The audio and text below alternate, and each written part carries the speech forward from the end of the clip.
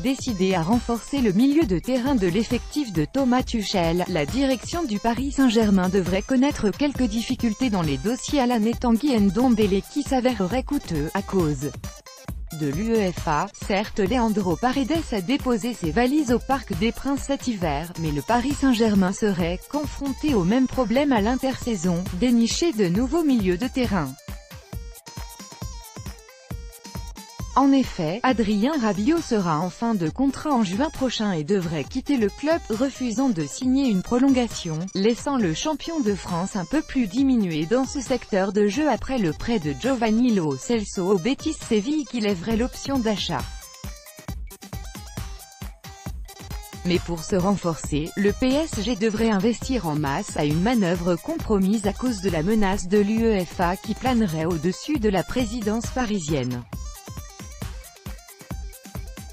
Le fair-play financier gros frein aux arrivées d'Alan et Ndombele, l'équipe fait le point sur les intentions du Paris Saint-Germain lors du prochain mercato estival qui résiderait dans la venue de plusieurs renforts au milieu de terrain. Mais dans ses colonnes du jour, le quotidien sportif explique ce jeudi que les pistes les plus chaudes mèneraient à Tanguy Ndombele et Alan, qui disposeraient tous deux d'une valeur marchande avoisinant les 70 millions d'euros.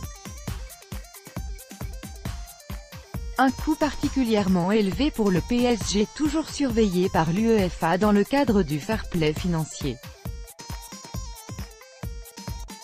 Pour éviter toute sanction, le comité de direction parisien devrait recruter Malin et l'option Ander Herrera, libre de tout contrat cet été, permettrait au club de se renforcer sans un investissement conséquent.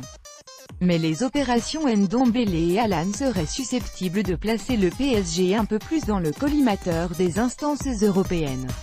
Reste à savoir quelle solution privilégiera la direction.